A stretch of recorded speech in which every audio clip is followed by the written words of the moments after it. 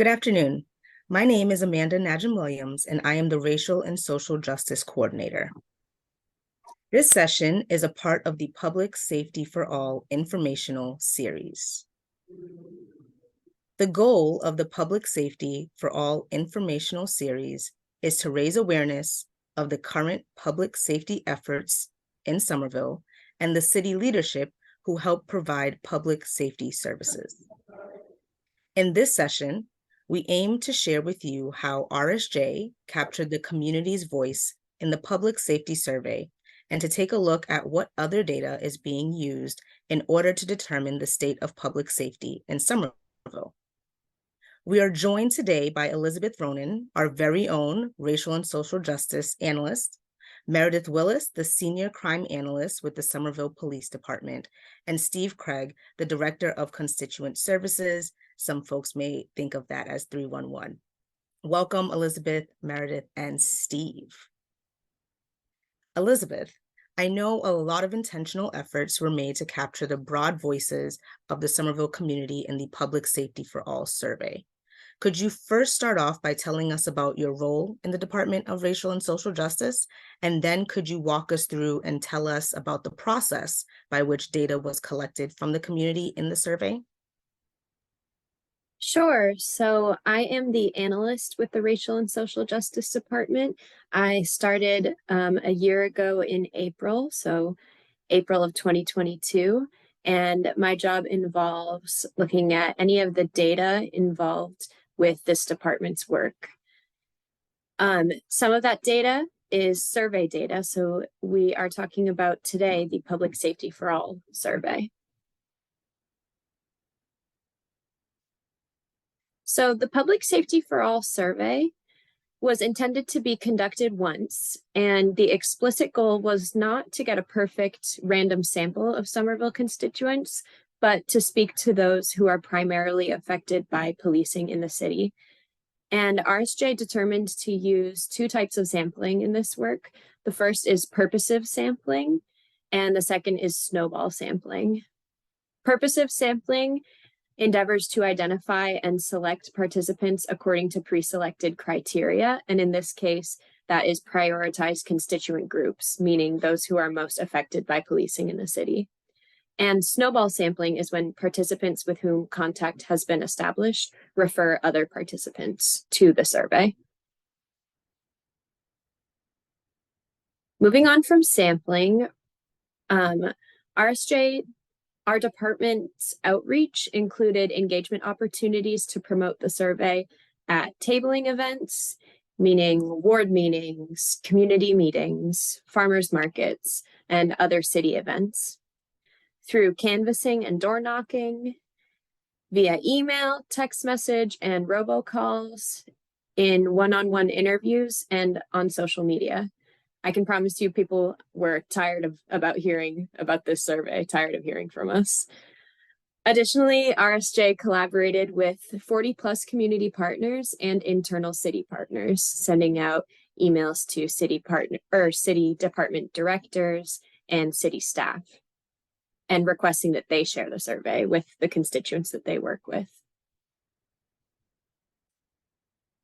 So as you can see on the left, these are some photos of our department at various canvassing and door knocking opportunities. Moving on, I wanted to talk about the structure of the Public Safety for All survey. So the Public Safety for All survey consisted of 24 questions. These questions, 3 of them were numeric multiple choice value questions, 7 were single select multiple choice questions, 6 were multi-select multiple choice questions, and 8 were write-in questions. The survey was broken up into 3 sections. So the first 10 questions are on the topic of policing. Questions 11 through 16 are about public safety, and questions 17 through 24 are demographic questions. These questions invited both qualitative and quantitative responses. Additionally, the survey was offered in 7 written languages, so English, Spanish, Portuguese, Haitian Creole, Nepali, and traditional and simplified Chinese.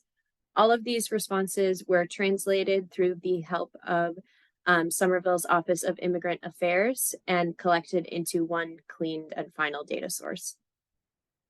Elizabeth, before you move on, could you just speak to what qualitative and quantitative might mean for folks?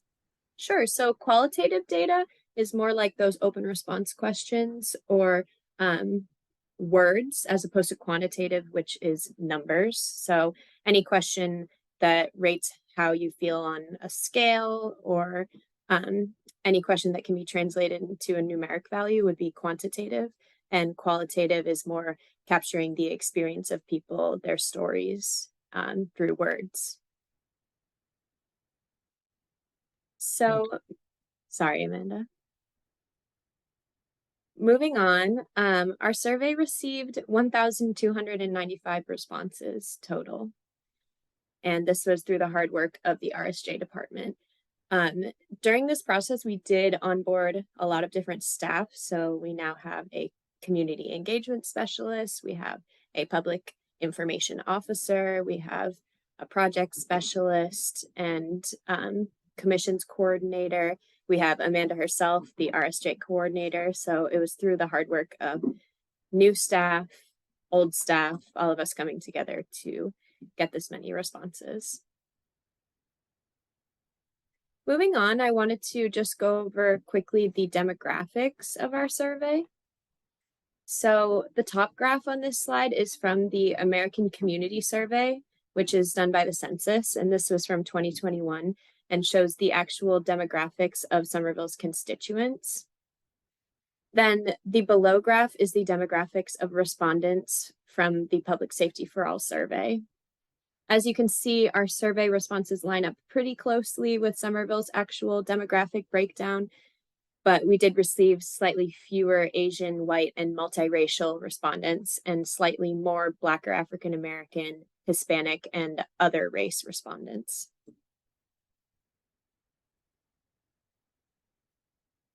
Like I said, the goal of this survey wasn't to capture a perfect random sample of Somerville constituents, which then would be weighted according to the actual values of the number of people of these different demographic groups who live in Somerville.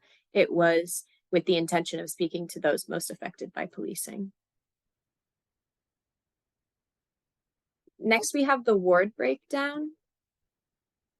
So we did host focus groups in each ward and went to engagement opportunities in each ward. The visualization shows in red the percentage of respondents to the Public Safety for All survey who identified that they live or work in each ward, along with the actual count of respondents who reside in each ward in yellow. And Ward 4 is the area with the least amount of responses, then Ward 7. RSJ identified these discrepancies during our engagement process and made concerted efforts to canvass and table in these wards, but were unable to collect further responses. So moving on to some next steps. RSJ is currently working with Somerstat to analyze the Public Safety for All survey and focus group results. First, the department is going to release preliminary results and then the final and comprehensive report. This analysis, one of the main questions we got asked throughout our engagement process is, what next? What are you going to do with these results? And this analysis is going to be given to the Public Safety for All task force that is currently in the process of being developed. And this task force will meet and create recommendations that will be given to Mayor Katiana Ballantyne around a new infrastructure of public safety in Somerville, what that might look like, and what people in Somerville want where public safety is concerned.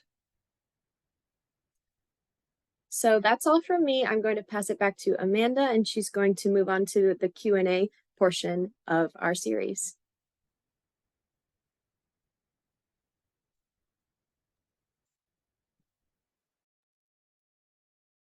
Thank you, Elizabeth. Thank you for first telling us about your role and helping us understand how community voice was captured in the Public Safety for All survey, and for letting folks know what to expect in the coming weeks. It's always nice to take a walk down memory lane to be reminded of the multi-tiered efforts that we took to hear from everyone in Somerville on public safety. And to echo your sentiments, this was truly a collaborative effort with partners who work in the city, and serve our constituents in the city of Somerville. So we thank everyone for their hand in that, to get these voices captured with our 1,200 plus respondents. For the next portion of our conversation, we will now go into the Q&A with Meredith Willis and Steve Craig. So, Meredith and Steve, could you tell us more about what you do in your respective roles? Yeah, so I'm Meredith Willis. I'm the Senior Crime Analyst with SPD. My role generally focuses heavily on gathering and reviewing information and data that's law enforcement related from a variety of sources, both regionally and locally. I analyze and interpret this data ultimately with the goal of providing actionable intelligence. And that's generally for patrol officers, it's for detectives, but then I also provide more strategic and administrative analysis. And that's looking at more long-term data, related to operational strategies and long-term comparisons, which is more of something that I provide to command staff, to the city administration, the city council, and the public, such as those people logging in now. Thank you, Meredith. And Steve? My name is Steve Craig. I'm the Director of Constituent Services for the City of Somerville. Constituent Services is most known for the city's 311 program. 311 is the customer service arm for several offices. We handle all customer service calls for the parking department, DPW, but in all, there's about 30 different offices that we regularly coordinate with, whether it's different programs, services, or other supports that the city provides. We're coordinating on all of those things. We also run the welcome desk up at City Hall, the city switchboard, and a few other customer service related issues for the city. Thank you, Meredith and Steve, for telling us a little bit more about your roles and the work that you do on a day-to-day basis. So turning to our next question here, data is very important in the work that you all do. Could you first talk to us about how data helps inform public safety in Somerville? And then the second part to that is, what does a data-driven approach to public safety look like? Yeah, absolutely. So at SPD, we use data really to identify patterns, any patterns that can improve our strategic and tactical decision making. So really what that looks like is looking for problems. So I'm using the data to look for problems, to develop solutions to those problems, namely by informing our deployment decisions. And then as a result, maximizing the impact of the resources we have available. To give a sense of a few examples of how we use data on a day-to-day basis to really improve public safety. Tactically, we have in the past, as example, deployed officers when and where there are patterns of firearm violence. We've issued directed patrol in areas where we identified a series of commercial burglaries or a series of street robberies. So that enables us to make those deployment decisions. And currently our officers are conducting park walk and talks based on analysis of violent crime data. So in areas where we've seen a lot of violent crime, our officers during their normal shift, they park their cruiser, exit the cruiser, and walk around talking to the residents of Somerville. The goal being to discuss residents' concerns and really build those relationships. So with data, we're able to place them in the spots that really need that presence. Data also allows us to inform public safety announcements. A great example of that is when we see a spike in overdoses, we can very quickly put information out to the public that there could be a bad batch of narcotics. We could warn people so that we don't see even further rise in overdoses. Another example, if we see, an area that's targeted for vehicle brakes, we can send an announcement to that neighborhood so that individuals lock their cars. So really simple things like that, that data can inform like real world quick decision making. But it also is used to monitor police activity, to monitor our activity and be able to report on that. Our department, as many people know, we have really deprioritized arresting individuals. We prefer to seek mental health treatment as opposed to arrest. We have a jail diversion program. We have deprioritized narcotics offenses. So we really just tried to get those numbers down, and that's something we've monitored with our data continuously. And you'll see that those arrest numbers did drop dramatically. So we use data in a lot of different ways. Really to, identify problems, to monitor ourselves, and then, see the results of our police work. Thank you so much there, Meredith. And Steve? Our day-to-day functions are very different than SPD, but the goals are the same in the sense that we want to use that data that we're collecting from our interactions and our engagements with the community to make the best informed decisions and continuously improve the work that we're doing. One example of the department is we regularly review calls and work of staff when they're engaging with the constituents.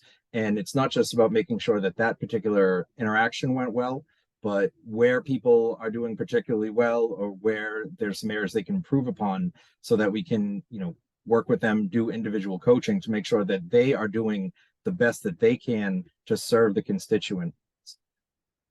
Another example I would like to say is it's not just about what we do with the information though, because the partners that we work with are really critical to making informed decisions. And the parking department, for example, they get calls for illegally parked vehicles and things like that. But what they'll do is they'll look at the 311 data. And if we're seeing spikes in reports in certain areas, they may relocate or change the shifts of the parking control officers where they are doing their routes and making sure that they're touching upon these areas. Similarly, the Department of Public Works, they will take the requests for service and they will map them out so that they can be as efficient as and effective with their work. While these things are sort of lower tier public safety issues, when we're talking about roadways and parks and really places that people go, this all has an implication of public safety as well. Thank you, Steve. I think what we're hearing both from you and Meredith is that data that you all collect in your respective roles, there's the same goal, as you mentioned, Steve, is, identifying those patterns. Then you use that information to develop solutions, maximize impact, but also to assess your teams and the work that you're doing to meet the folks in Somerville in the best ways that they do. So thank you for your responses. Now, let's get a little bit more detailed about public safety in Somerville. So we'll start with Meredith. Meredith, could you speak to what are the top 5 crimes in Somerville and perhaps how these crimes may vary by ward? Yes. So Somerville, I want to preface this, Somerville is a very safe city. We have really low crime numbers. And that is exhibited by the fact that larceny is one of our top crimes across the city and within each ward. So minor property crime like larceny is number 1. The second is destruction of property or vandalism. I'm going to get into these examples so that you understand what I'm talking about exactly. But the third is simple assault. The fourth is theft from a motor vehicle. And the fifth is burglary. There's a lot of consistency citywide in the top 3 crime types, and that's larceny, vandalism, and simple assault. So in almost all of our wards, those are going to be the top 3 crime types. What they are composed of looks a little different depending on where you're looking. So when you look at Ward 1, you have Assembly Row, you have retail shops, restaurants and bars. So the larceny that we see there is going to be higher rates of shoplifting, higher rates of, theft of a wallet or a purse from an unattended cart. You're going to get a lot more of those kinds of incidents, but in conjunction with other, residential kind of theft, because Ward 1 also has a residential area. Similarly, Ward 6, Davis Square, they're going to have some more retail focused larceny. Bike theft is something a lot of residents are concerned about, and it's something we see citywide, as do others.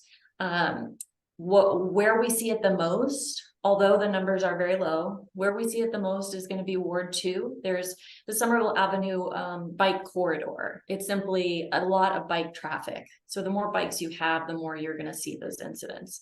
So we do see a lot of those in Ward 2. And then in gathering places like Davis Square or Assembly Row, people are biking to those locations, leaving them whether locked or unlocked. So naturally, those are going to occur there. Package thefts we see citywide. There are definitely steps that people can take to protect their packages and limit the chance of that happening. I've lived here for 6 years, and I have never had a package stolen, for the record, but we do have those in the city, even though they are lower rates. The other thing, and this is a regional trend over the past few years, is theft of motor vehicle parts, and that's catalytic converters, which you may have seen in the news, airbag thefts, license plates, etc. So those we see citywide. We particularly see them in areas like Ward 1, closer to the freeway. Whenever you're talking about crime trends and prevalence, the regional traffic, the access to the city from regional traffic is going to be key. So naturally, you'll have more of that there. So the second crime type I did want to touch on, the destruction of property and vandalism. So that is the second most prevalent incident, and what that looks like is a sign in someone's front yard that gets damaged, a fence that's damaged, maybe a rock thrown at a car or a home window, or tagging on a playground. So these are pretty minor incidents, but no one, like I said, have their property damaged, so they're still significant and quality of life concern for the community. Simple assault is the third. So simple assault is an attack on one person to the other, but there's no weapon involved, and there's no injury, and there's no intent to injure. So these are, a slap, a push, a shove, that kind of thing. So it's a relatively minor incident. Unfortunately, about 55% of these are domestic citywide. So the prevalence of domestic violence is absolutely a concern here and everywhere. And that's going to make up a lot of our simple assault, which is the third most common. The other percentage of these, a lot of them are known parties. So these are individuals that know each other that are fighting. Then we have the fourth, which is theft from motor vehicle. The vast majority of car brakes are unlocked. So these are kids going down the street, checking handles on vehicle doors. And if one's open, they're going to go in and they're going to take the coins and sunglasses and, those kinds of things. So the biggest thing residents can do for that is to lock their doors.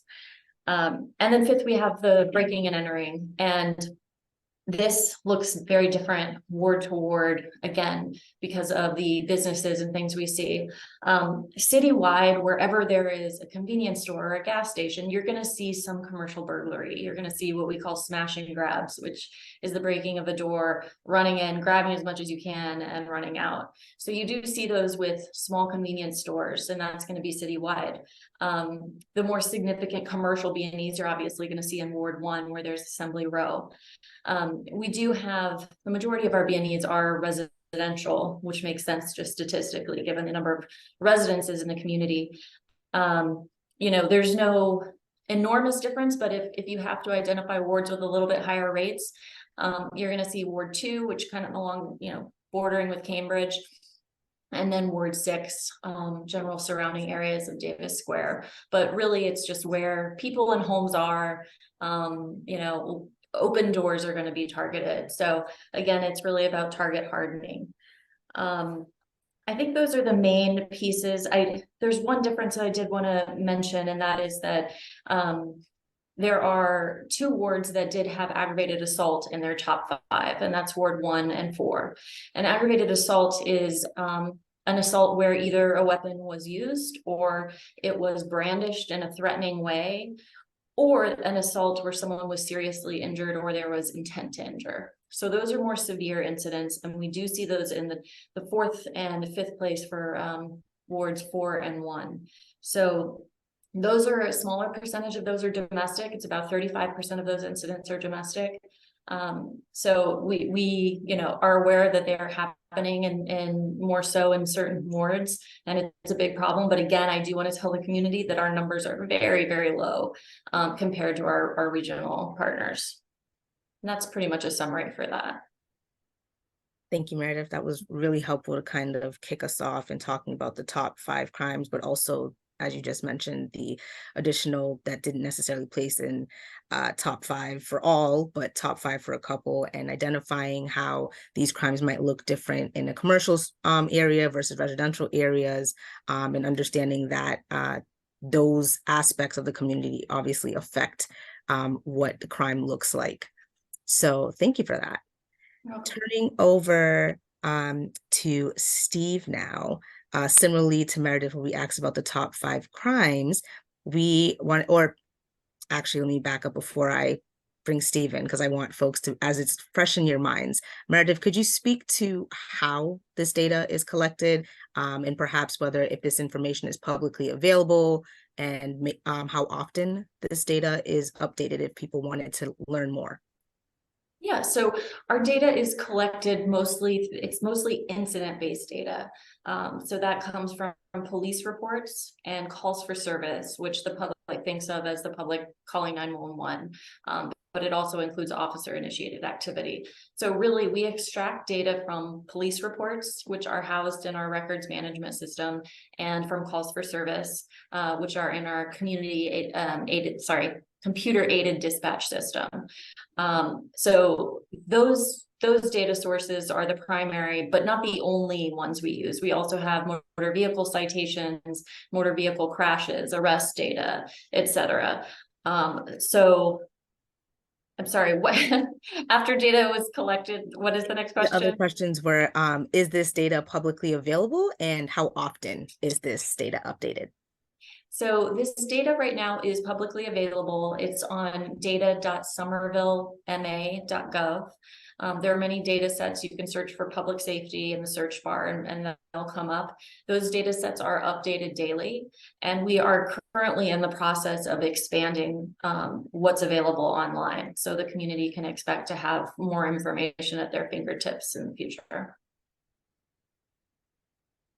Thank you for that, Meredith. And we'll make sure that folks have that link if they're looking to find out more information on data around public safety from the SPD standpoint. Turning over to you, Steve, could you speak to what the top 5 quality of life concerns are in Somerville, and perhaps how do these concerns vary by ward? Certainly. Somerville may be small in size, but we have hundreds of miles of roads and sidewalks throughout the city, not to mention crosswalks, bike lanes, bus lanes. So I would say the top quality of life call that we get is anything that has to do with mobility or accessibility around the city. That can be a pothole in the middle of the road, that can be a raised sidewalk panel, maybe a flex post came down, anything that really sort of gets in the way of someone getting from point A to point B would be number 1. The second most highest volume call type would be around sanitation issues. It's not just trash and recycling, although that's a lot of it because everyone wants their trash and recycling picked up. There's also yard waste or electronic waste or hazardous material disposals. So that's something that we see in very, very high volume. The third thing I would say is parking related issues. Somerville is a citywide permit parking requirement or guest pass. And, we do get a lot of calls for people, but that either don't have one or it's expired or something like that. And given how cramped parking can be, I do understand why we do get a lot of those calls.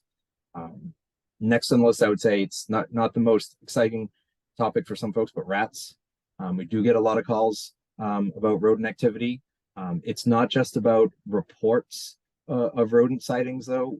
We actually do have a program that I won't get into details of here, but it allows people to sign up for a free visit from someone who's a professional and to survey the property and give them recommendations and even a free treatment if necessary on their property to try to help deal with the rodent population.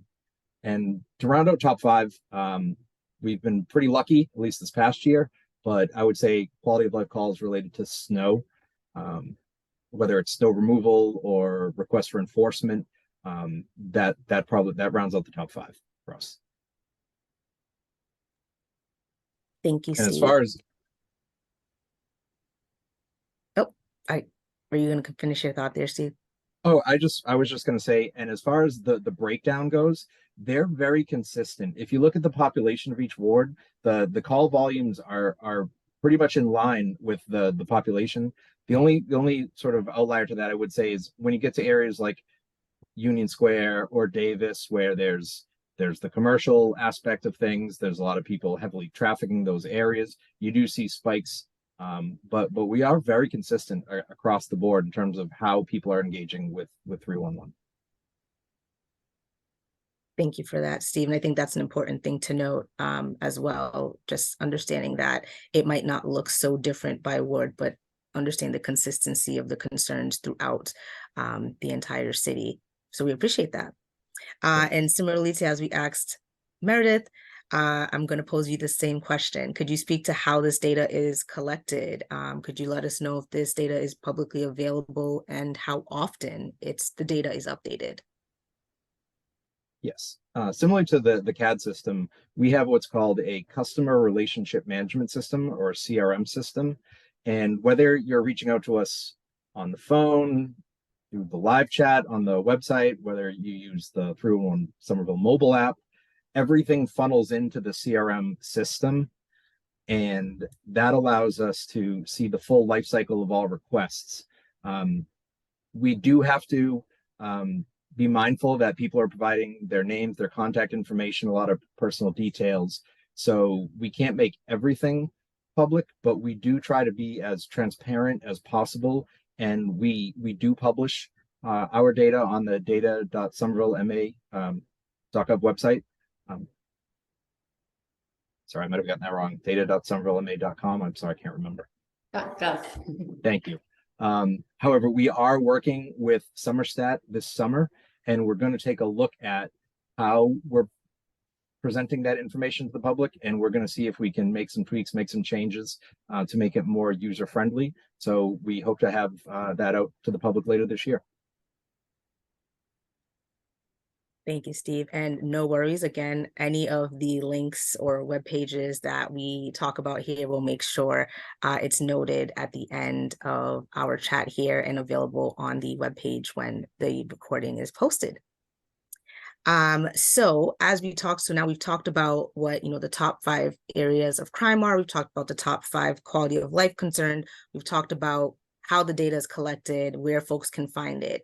Could you both speak to the challenges in collecting this data first? So we'll move on after that, but first, can you just speak to the challenges that might happen in collecting this data?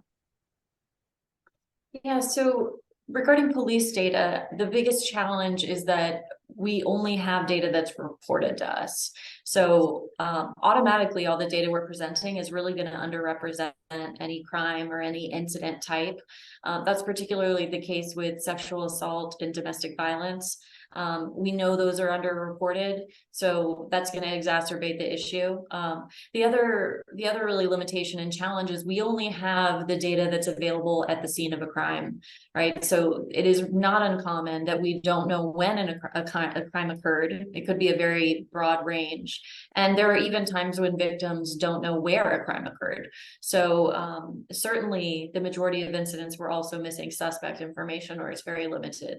So, when we're working with police data, there are naturally going to be a lot of gaps and uncertainties. And so that's a real challenge.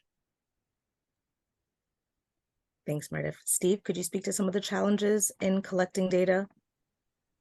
Sure. Two things come to mind. One, similarly, if people don't contact us, we don't have that information. So, we really depend on the public being comfortable to reach out, and whether they want to give us their name, they want to be anonymous.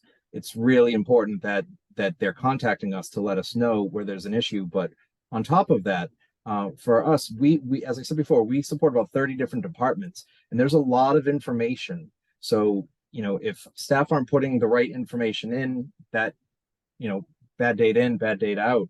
And we do extensive training with staff to make sure that they're not only respectful of people's privacy and walking them through the steps so that, that the information is protected, but that it's going to the right place so that we don't delay a resolution to someone's issue, or send it to the wrong department, or one of many things that could go wrong. So we really have to do a lot of work with our team to make sure that they're always aware of what the newest policies, procedures are, because the city's always changing and there's always new programs and services out there. So it's a lot of work to stay on top of that. That's another challenge for us. Thank you both for that. And I know we've kind of touched on this a little bit, or at least Steve has so far, but I'll give you both an opportunity to expand a little bit more. What are, if there are any, but what are the limitations because of privacy and confidentiality to using the data that you all end up collecting? Yeah, so we also have the same issue. We're dealing with the public's personal identifying information. So that's something we're very cautious about, particularly with sexual assault and domestic data that's statutorily protected. So anything that might hint at the identification of the victim is scrubbed completely from anything that goes public, that anything that's disseminated. And what that means is that any data you see online can't be 100% transparent. We're not going to give you the locations of domestic violence incidents because that might reveal who lives there, who the victim is. So anytime we're putting information online, we can't give you absolutely everything.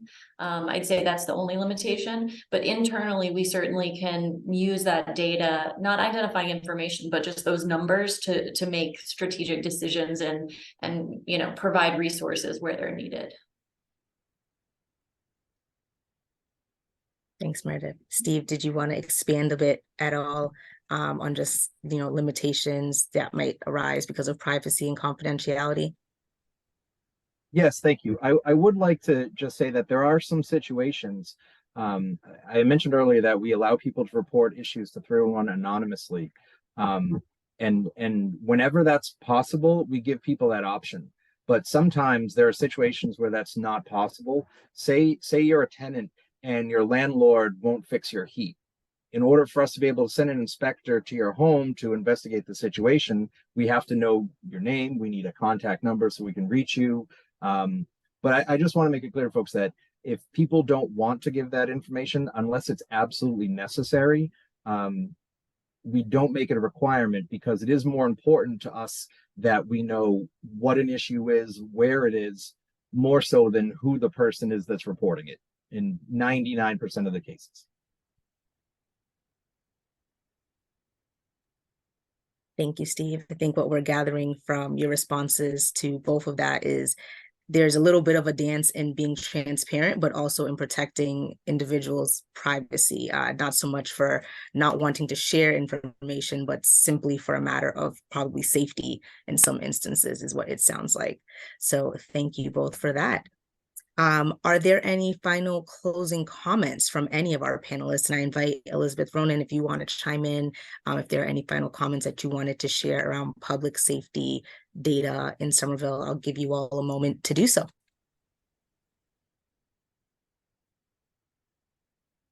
I guess I'll jump in and say, just as a little plug about sexual assault and domestic violence, that again, privacy of that information is upheld to the furthest extent. We're very careful, and that we have a family services unit that provides services to victims of domestic violence and sexual assault, as well as their family members. And that anytime a report or disclosure is made, it is completely private, within your control, and our investigators in the family services unit are specially trained to communicate with people that are victims of trauma, and that information is within your control. And that's all I'll say.